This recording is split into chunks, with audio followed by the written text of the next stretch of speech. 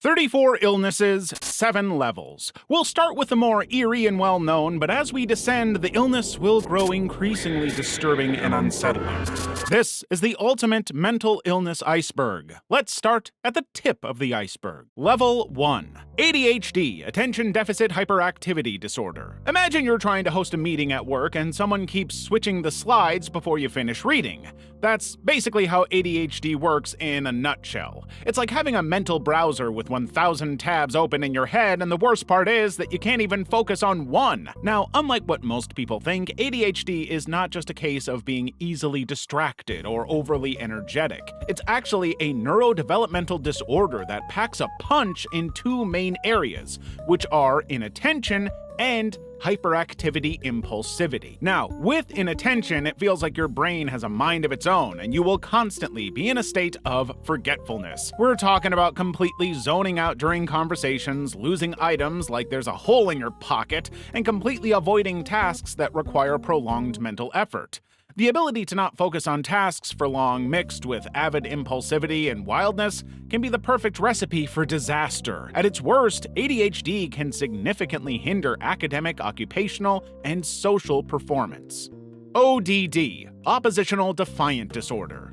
This mental condition is mostly seen in little children and is characterized by a consistent pattern of angry or irritable mood, argumentative or defiant behavior, and vindictiveness. But before it was finally introduced as a distinct disorder in 1980 with the publication of the Diagnostic and Statistical Manual of Mental Disorders, 3rd edition, DSM-3, children who showed such behaviors were often labeled as simply troublesome or difficult. A child with ODD would have really bad and very frequent temper tantrums. They would often argue excessively with adults and always try to break the rules. The child would also make a constant, deliberate effort and attempt to annoy everyone around them, and when caught, they would always blame others for their own mistakes. It's like living with a little gremlin who doesn't know when to stop pushing your buttons. As of right now, the exact cause of ODD is not definitively known, but a combination of genetic, environmental, and psychological factors is believed to contribute. Whatever the case may be, though, ODD does improve over time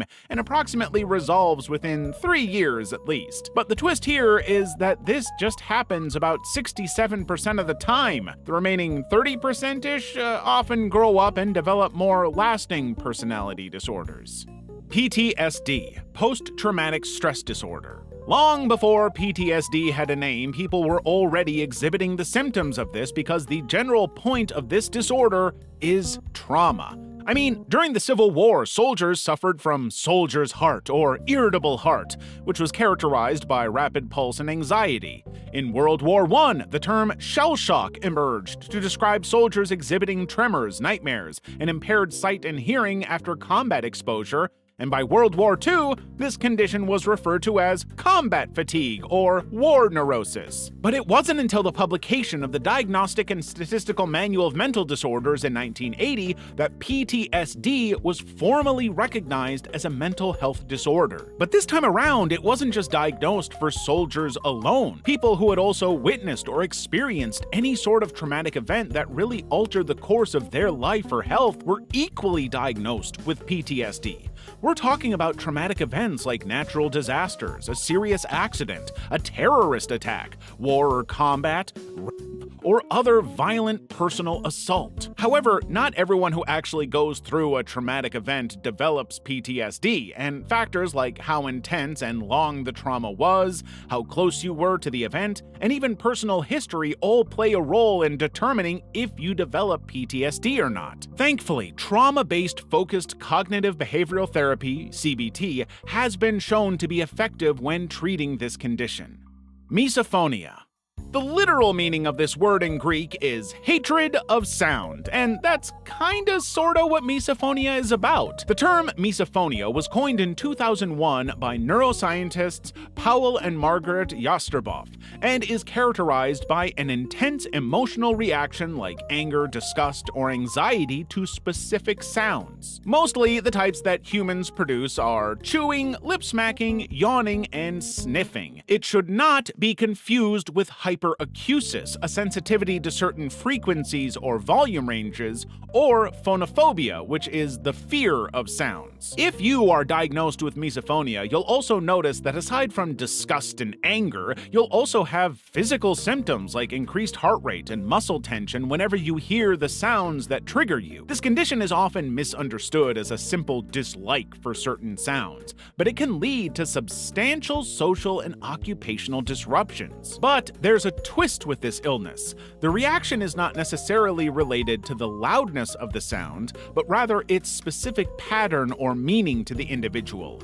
So many people with misophonia cannot trigger themselves with the sounds they produce, and even if it causes a reaction, it would be way weaker than if another person produced the sound. Level 2. Histrionic personality disorder. The concept of HPD has evolved over the centuries, but its roots can be traced back to ancient civilizations, where behaviors now associated with HPD were often linked to the notion of hysteria. Interestingly, this was because hysteria actually means uterus in Greek, because the doctors during that era decided that such behaviors were only exclusive to women and related to uterine disturbances. Well, in the 19th century, Jean-Martin Charcot and Sigmund Freud further explored hysteria and concluded that it is actually a type of neurosis that often stems from repressed psychological trauma. When you read up about this condition, you'll see words like excessively theatrical, melodramatic, and exaggerated. And this is because HPD manifests most dramatically. People who are diagnosed with this condition exhibit symptoms like being very uncomfortable, loud, or highly emotional when they are not the center of attention. They would also perform inappropriately seductive or provocative behavior, or try to use their physical appearance to draw attention. Even though their emotions might appear intense and theatrical, they are very shallow and can be easily influenced by others or circumstances. Now, while most people have some of these traits, if they are still able to perform normally, it is not considered a personality disorder. However, when there is a long-term pattern of behavior, thinking, and emotions that cause distress and make it difficult to function in everyday life or achieve emotional intimacy in romantic or platonic relationships, then it has crossed over to the disorder lane. Transvestic disorder. Once upon a time in the early 20th century, a German physician named Magnus Hirschfeld coined the term transvestism in 1910. This term was used to describe individuals who wore clothing traditionally associated with the opposite gender. Fast forward to today, we have the transvestic disorder. Basically, this disorder is a condition where someone feels recurring, powerful urges to dress in clothes associated with the opposite sex, and this habit significantly disrupts their life. Now, before we go any further, here's an important note. Cross-dressing isn't a disorder. You can throw on a tutu, a pirate hat, or whatever tickles your fancy without it being a problem. It only becomes a disorder if it causes major distress, like ruining relationships or making someone feel stuck in a cycle of guilt and shame. However, unlike cross-dressing, this disorder is mainly associated with the fact that dressing up like that provides intense sexual arousal. Yep, sexual arousal. It's like their libido has a dress code. The sensory experience of silk, lace, or even the sound of heels clicking on the floor might become part of the thrill. Well, to be diagnosed with transvestic disorder,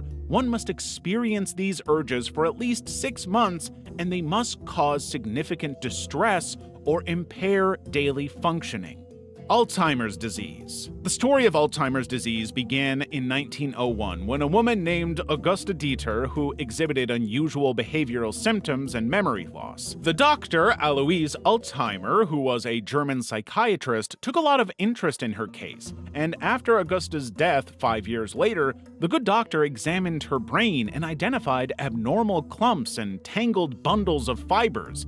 These clumps are now called amyloid plaques, and the fiber neurofibrillary tangles. Yeah, that's a mouthful. What basically happens in your brain when Alzheimer's disease comes to stay is that the amyloid plaques would become sticky protein fragments that accumulate between your nerve cells, ultimately disrupting communication. It's like having roadblocks on every street. Then the neurofibrillary tangles, which are twisted fibers of another protein, would build up inside your cells and cause their deaths. Think of them as massive potholes causing vehicles to break down, and, well, over time, your brain would start to shrink, especially in areas responsible for memory and thinking. You'd equally go through different stages, but the last stage you may even need help with doing basic things like eating and dressing. Worst part is that throughout these stages, you'll have severe mood swings, apathy, and a general change in behavior. Right now, there is really no cure for it since it's a progressive neurological disorder, but treatments focus on managing symptoms.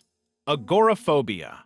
At its core, agoraphobia is an anxiety disorder where you'd fear and avoid places or situations that might cause you to panic or feel trapped, helpless, or embarrassed. It was first coined in 1871 by German psychologist Carl Friedrich Otto Westphal, and the words basically mean fear of the marketplace in Greek. I mean, if you've watched any ancient Greek movie, then you'd know that that's a real fear factor. However, agoraphobia extends to literally being in any place or situation where the sufferer does not feel any type of safety, any place where they feel trapped or where escape might be difficult or imposing. Think about places like public transport, standing in queues, or anywhere where a large crowd's present. To spot someone experiencing agoraphobia could be fairly easily because they'd immediately start to get panic attacks with symptoms like breathlessness, sweating, dizziness, and a fast heart rate, and a reluctance to leave the house or venture beyond familiar surroundings. Sometimes the condition might even be so severe that they'll physically be unable to leave the house. Sadly, prolonged and untreated agoraphobia can severely reduce a person's quality of life because, firstly, activities outside the home such as work, school, socializing, and hobbies are out of reach.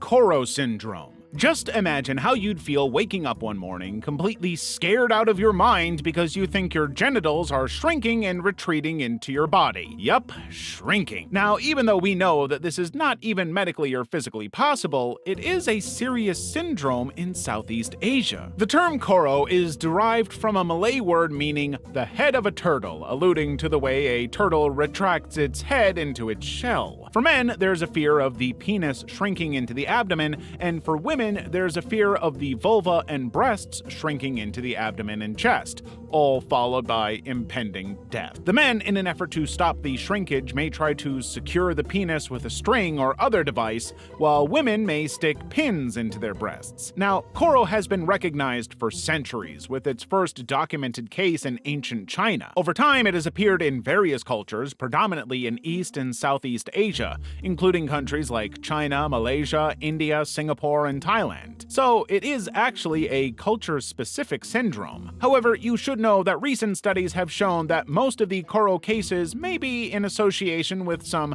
primary psychiatric disorders such as schizophrenia, depression, anxiety, drug use, or other medical conditions.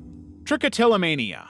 So you're at a party and someone walks in with a perfectly symmetrical bald spot on their head. You think it's one of the new fashion choices, but the truth is that they've been pulling their hair out. Not figuratively, like a stressed parent, but literally. This is because the person has a condition called trichotillomania, which is an irresistible urge to pull out their own hair. And no, it's not because they're auditioning for a Mad Max movie. You see, trichotillomania is part of a group of disorders called body-focused repetitive behaviors, BFRBs, which means simply saying stop would not help at all because the person pulling simply can't stop. The worst part is that the hair pulling is not limited to just the head alone, but literally anywhere that has a follicle. We're talking eyebrows, lashes, and even body hair. While it's not entirely clear what causes this condition, genes, stress, and even boredom have been known to be a contributing factor. Sometimes pulling their hair is also a way of dealing with negative and uncomfortable feelings. In rare cases, some people might even start to eat their hair as they pull it, resulting in hairballs getting trapped in their digestive tract, resulting in surgery. Level 3. Stendhal Syndrome. You know the popular saying that goes, "Beauty lies in the eyes of the beholder"? Well, people with Stendhal Syndrome took that a little too personally. Let me explain. Now, while most people would see a beautiful painting, drawing, or even person and feel joy, wonder, or even amazement, a person with this syndrome would feel an intense, knee-wrecking anxiety and fear. Anything beautiful literally becomes so overwhelming to them that they might even faint, feel confused, or start to hallucinate. The term Stendhal Syndrome originates from the 19th century French writer Stendhal, who, during his visit to Florence's Basilica of Santa Croce, was so mesmerized by the tombs of legends like Michelangelo and Galileo that he felt an ecstasy mixed with heart palpitations, dizziness, and fear. Art literally took his breath away. In fact, in 1979, an Italian psychiatrist, Dr. Graziella Magarini, observed over 100 tourists in Florence who became seriously ill after admiring art. She coined the term Stendhal Syndrome to describe this phenomenon. In 2018, a visitor at Florence's Uffizi Gallery suffered a heart attack while admiring Botticelli's The Birth of Venus. Talk about a heartfelt appreciation. Close-eyed hallucinations. Imagine closing your eyes and instead of everywhere becoming completely dark, you are suddenly seeing vivid images, patterns, or even entire scenes. Chances are you likely have a condition known as close-eyed hallucinations, CEH, which are visual experiences that occur when your eyes are closed or when you're in a dark environment. Now, the phenomenon of experiencing visual sensations without external stimuli has intrigued humans for centuries, and in the 1930s, psychologist Wolfgang Metzger actually conducted a study to understand the situation better. This research led scientists to conclude that even when your eyes are closed, your brain doesn't just switch off. It's constantly active, and sometimes it decides to throw a little light show. These visual experiences are related to a scientific process called phosphenes, which occur during the ongoing activity between neurons in the brain and your visual system. Things like closing your eyes in a well-lit environment or under sunlight can allow small amounts of light to penetrate your eyelids, creating visual effects. Even applying gentle pressure to your closed eyes can stimulate the retina, leading to the perception of light and shapes. Remember those childhood days of pressing your eyes to see fireworks? Turns out you were conducting a science experiment.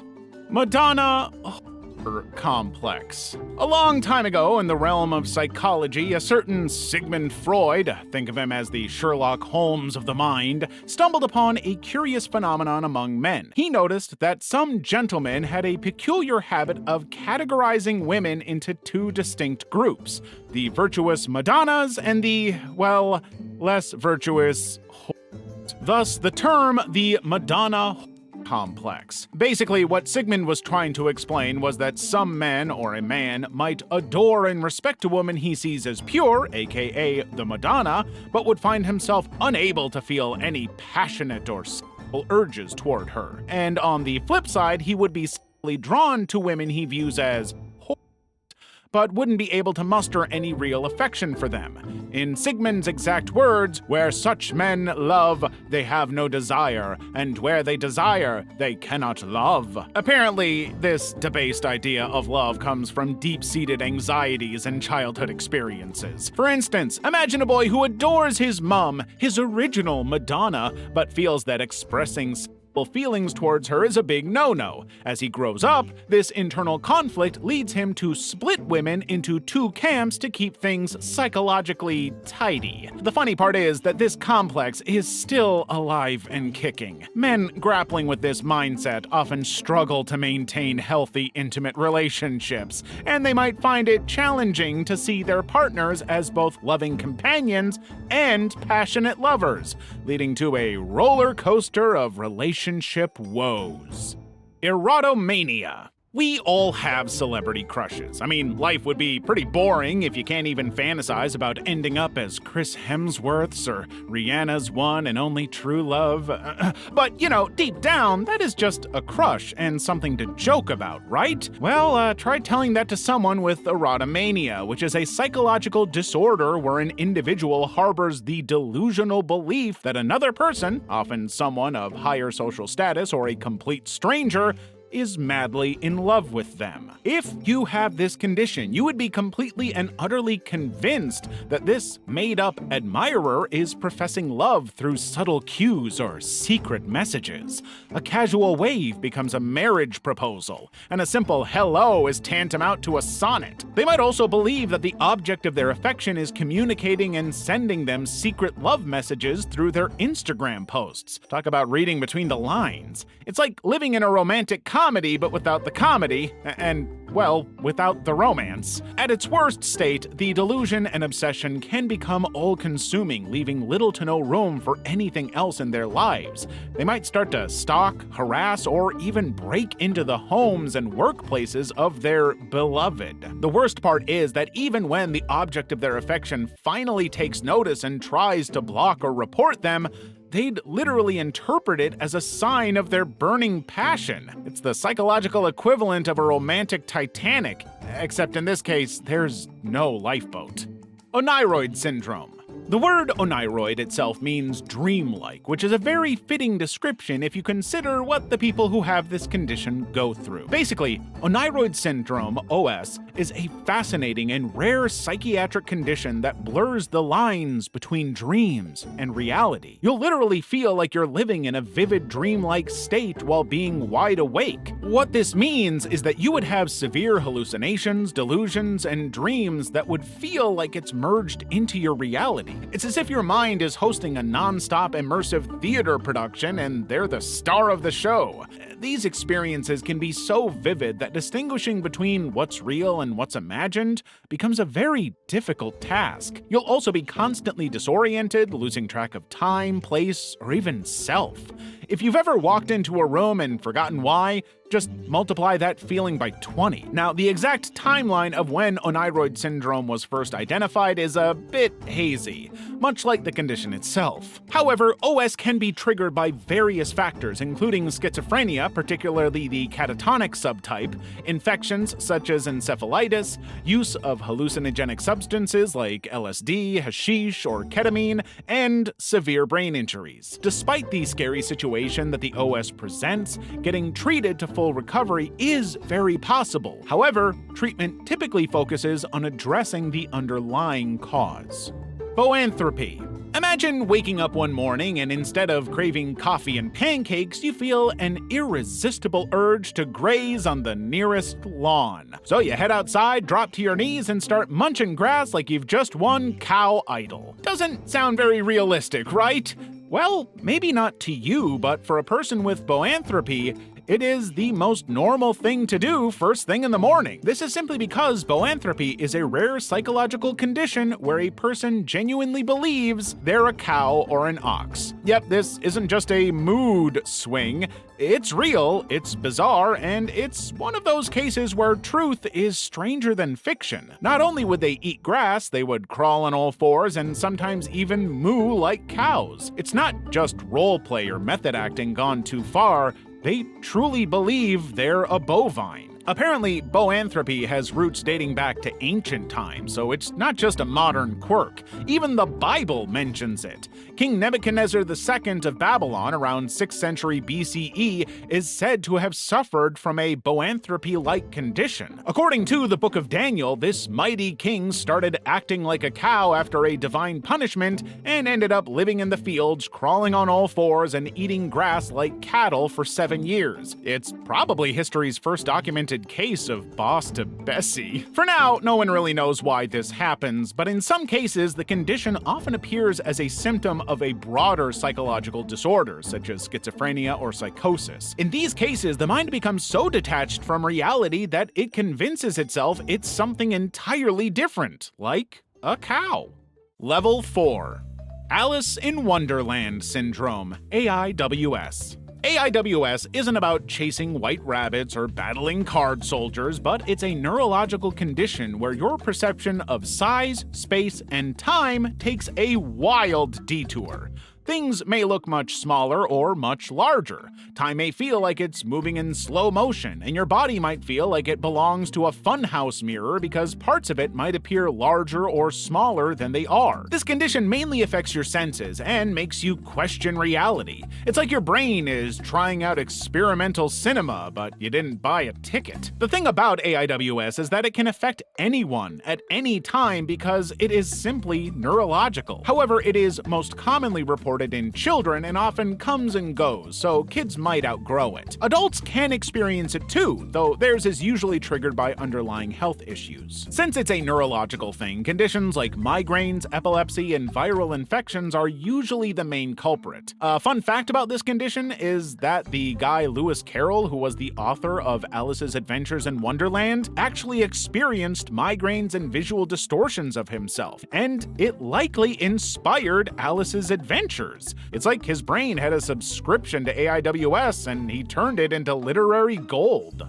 Cagra delusion. Cagra delusion is a delusional misidentification syndrome where someone firmly believes that a loved one, whether it's a spouse, sibling, parent, or even their pet, is an imposter. Imagine accusing your cat of being an undercover agent just because they're acting a little too mysterious. This delusion isn't exclusive to humans or pets, but can extend to objects. Someone with Cagra might insist their home or car has been replaced with an identical clone. It's like their brain is running on Freaky Friday mode every day of the week. You see, this condition happens when there is a disconnection between your emotions and your brain's facial recognition syndrome. Normally, when you see a friend, your brain's fusiform gyrus, which is the part responsible for facial recognition, recognizes them, and at the same time, your amygdala kicks in with the emotional attachment of what that friend is to you. But in Cagra delusion, the visual recognition works fine, so you know you're looking at your friend, but the emotional signal from the amygdala is completely MIA. So without that warm, fuzzy feeling of familiarity,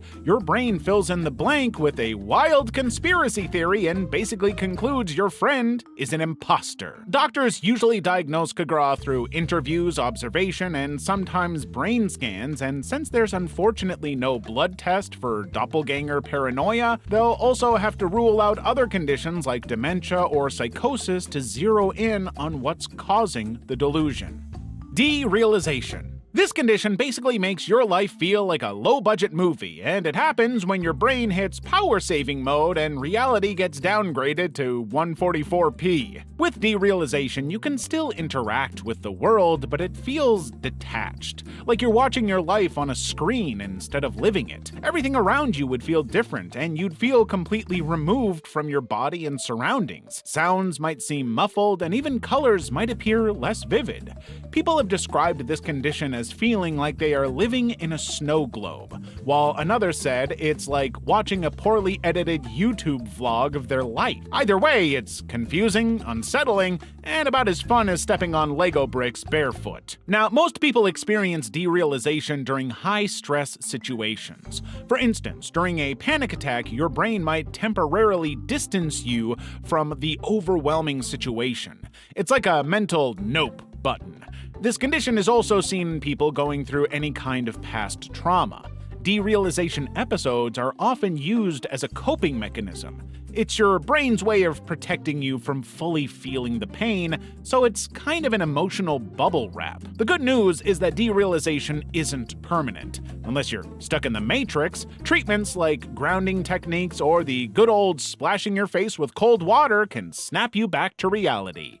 Schizophrenia. Let's say you walk into a room and everything feels just slightly off. The walls are whispering secrets, your reflection in the mirror is side-eyeing you, and you're pretty sure the toaster is judging your life choices. That would totally creep you out, right? Well, this is just a glimpse of what schizophrenia can feel like. Except for someone with this condition, it's not a funny moment of imagination, but an all-too-real experience. At its core, schizophrenia is a chronic brain disorder that affects how a person thinks, feels, and behaves. The name comes from the Greek schizo, which means split, and phrenia means mind. But hold up, this doesn't mean someone has split personalities, but refers to a split between reality and how the person perceives it. The thing is, your brain is like a well-oiled orchestra, and each part must play its role perfectly for a complete song. In schizophrenia,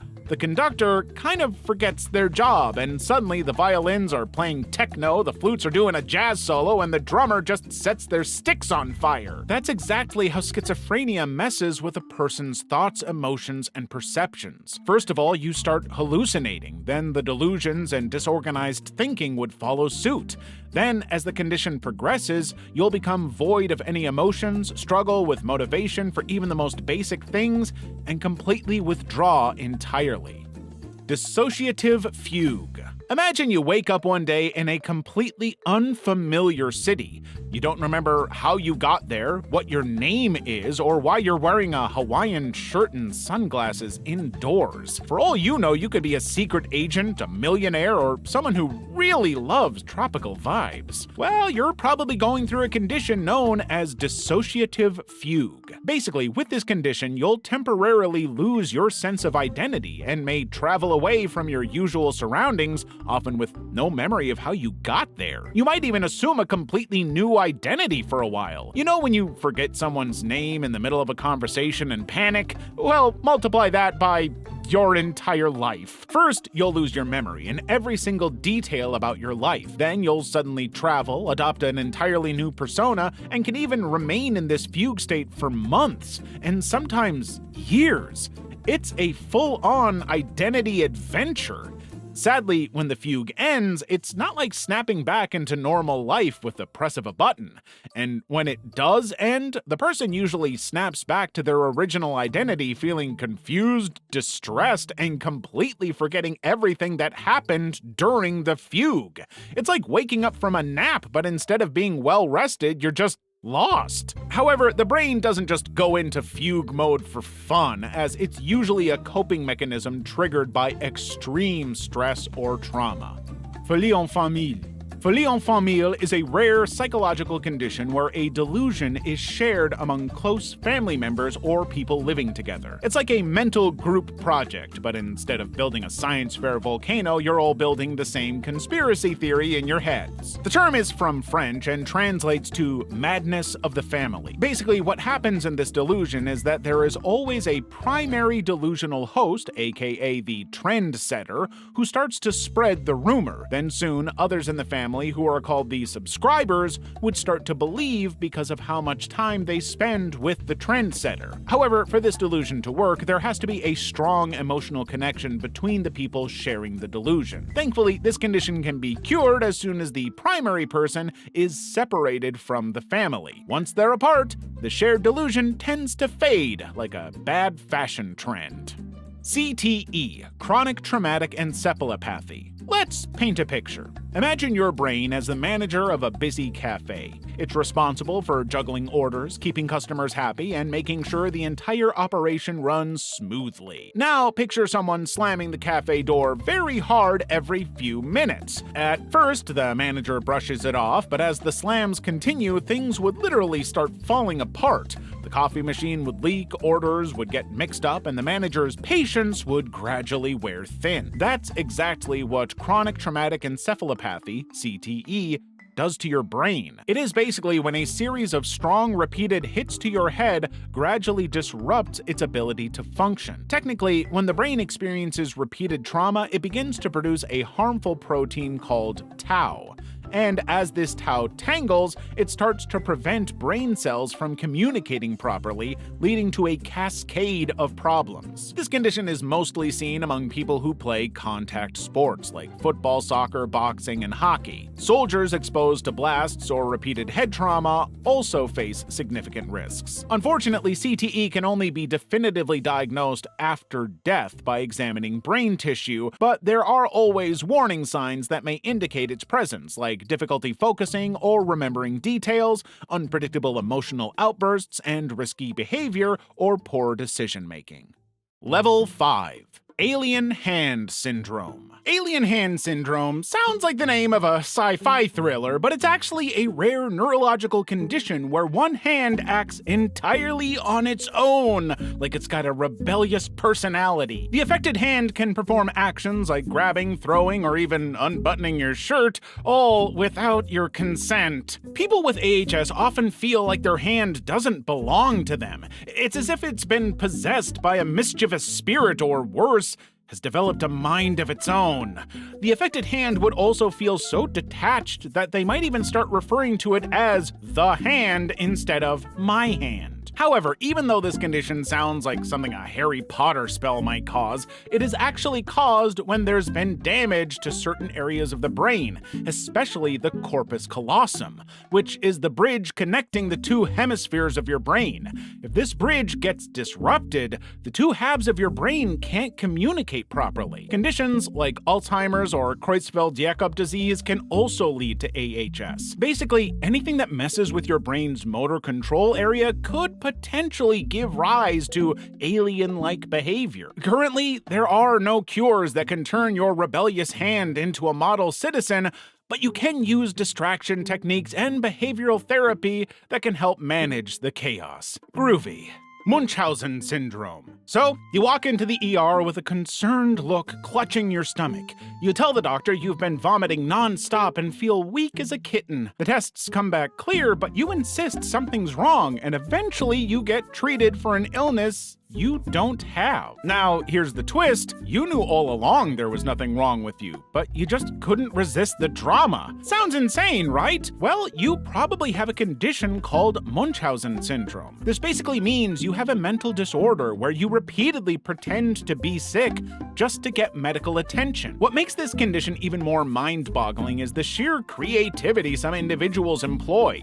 Some inject themselves with bacteria, swallow objects, or even alter medical tests. It's like being your own worst enemy, literally. The crazy part is that people with Munchausen aren't faking it for money, time off work, or some inheritance scheme. They're doing it for attention. They basically crave the kind of sympathy and care that comes with being the patient. It's a sad and complex condition where the person feels like playing the victim is the only way to feel validated.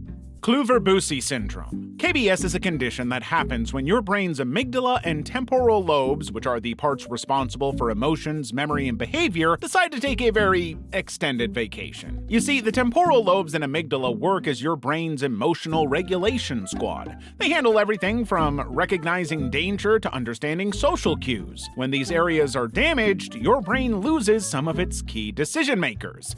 It's like firing the brain's HR team and suddenly nothing's off limits, and inappropriate behaviors get a green light. And because the amygdala also regulates fear, people with KBS may approach dangerous things with the curiosity of a toddler. This would result in a very dramatic change in behavior.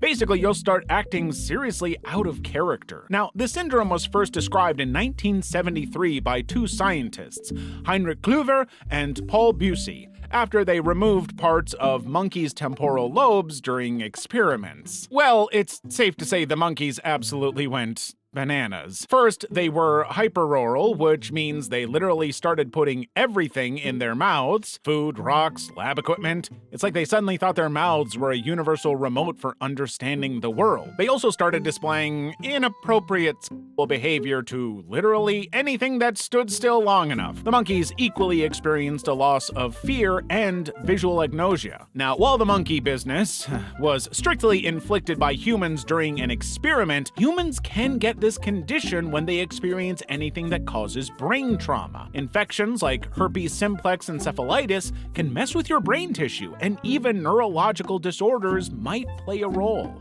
Ekbom syndrome.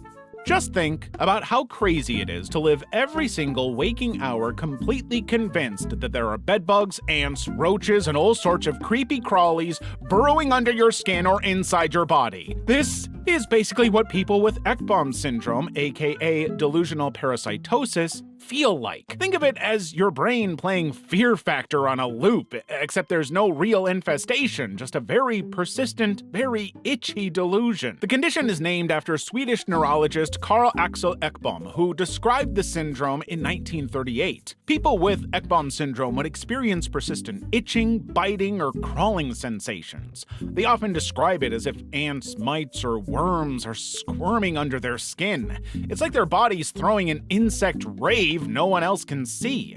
They'd also have skin lesions and sores because of the constant scratching and picking at their skin to remove the imaginary pests. Basically, Ekbom syndrome is no joke to those who experience it, as it can be terrifying, exhausting, and isolating. Plus, it doesn't come with a one-size-fits-all explanation and is more of a perfect storm of psychological, neurological, and environmental factors. Conditions like underlying mental disorders, substance use, and skin disorders like scabies and eczema can all contribute to this paranoia and delusion.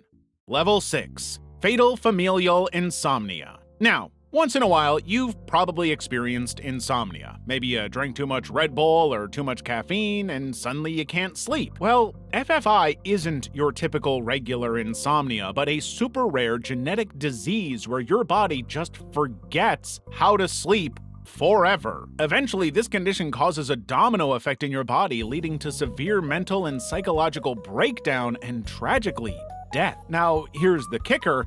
It's not something you can catch like a cold. FFI is inherited. So if one of your parents has it, there's a 50-50 chance that the genetic lottery might make you its next contestant. At its core, fatal familial insomnia is caused by a genetic mutation in a protein called PRNP.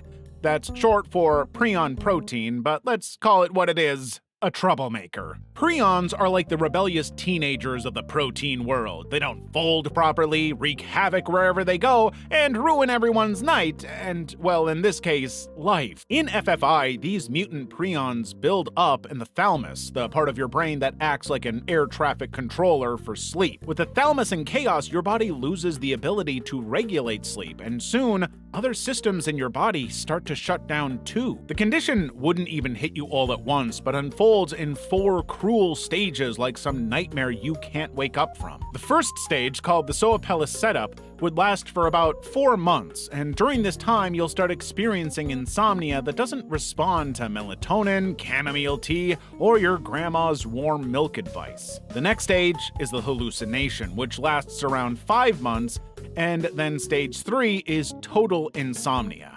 At this point, sleep has completely left the group chat, so your body enters full breakdown mode. Weight loss, excessive sweating, and a dangerously high heart rate are very common at this stage. Sadly, there's the final decline, aka stage 4, and by now you're literally in an unresponsive coma-like state. Most FFI patients never survive this stage. Unfortunately, there's no cure for FFI yet. Prion diseases are notoriously hard to treat because they don't respond to standard medications like antibiotics or antivirals. So if you've got it, you've got it.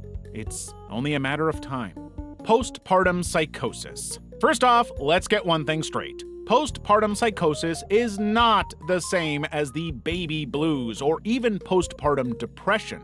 It's the Beyoncé of postpartum mental health conditions. Rare, intense, and demands immediate attention.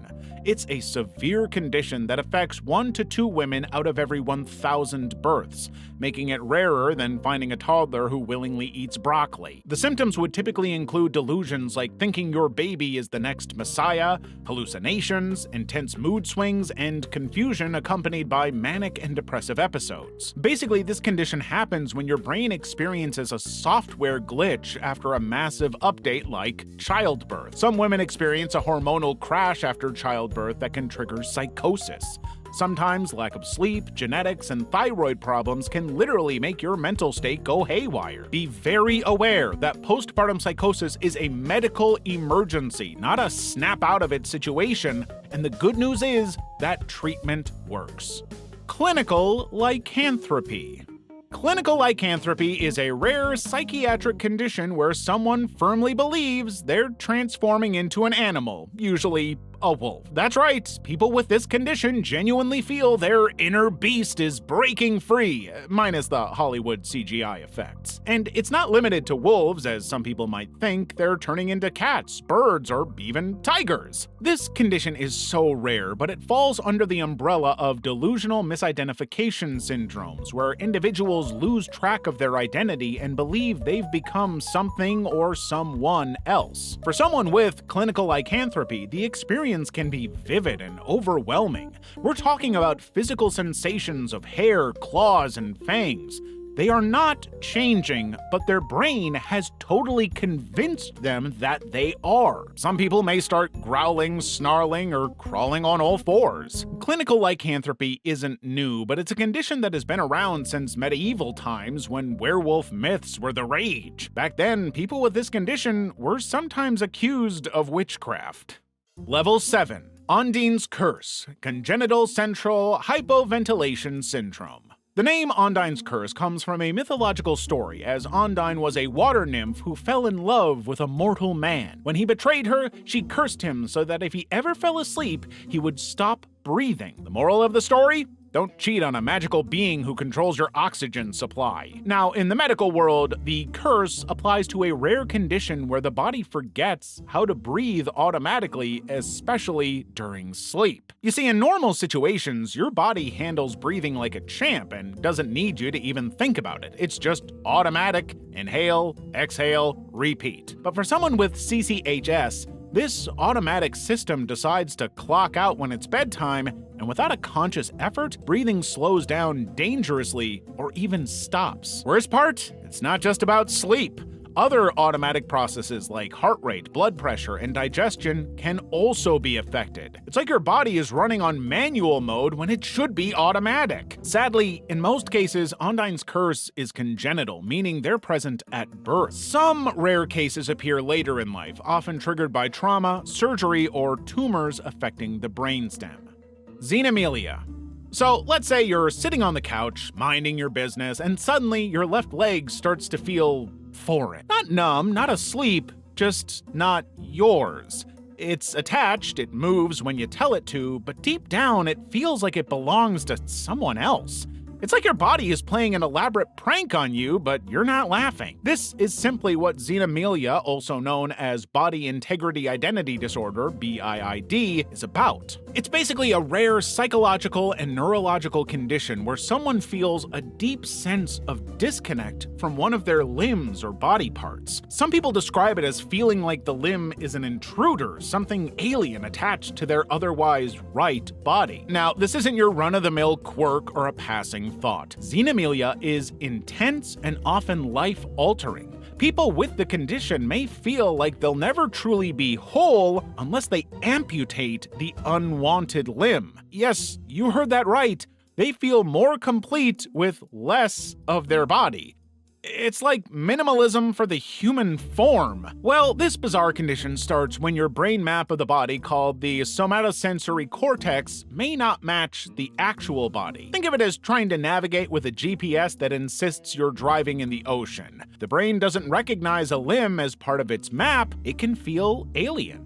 Autophagia, self-cannibalism. Autophagia comes from the Greek word auto, which means self, and phasion, which means to eat. Literally, it means self-eating. And it's not just nail-biting or chewing on the occasional hangnail. Autophagia is a compulsive behavior where someone chews, bites, or even consumes parts of their own body. The condition often starts small, like chewing on your nail or lips, but can escalate into biting chunks of skin or even attempting to eat muscle. Visible wounds, scarring, or infections from repeated biting are common, and the person would feel a compulsive urge to harm themselves even if it's painful. Sadly, autophagia is often linked to severe mental illnesses like schizophrenia, borderline personality disorder, or obsessive-compulsive disorder, OCD. In these cases, self-biting might be a way to cope with emotional distress. Think of it as an unhealthy stress ball. Sometimes it might also start as a result of high levels of anxiety, PTSD, or trauma. Finally, science believes that autophagia isn't just about behavior, but it's also tied tied to brain chemistry. Experts believe there might be imbalances in dopamine and the serotonin, aka mood regulator, and this is what leads to the compulsive actions. So, while it might seem like someone has an unusual hobby, it's often rooted in a brain gone haywire.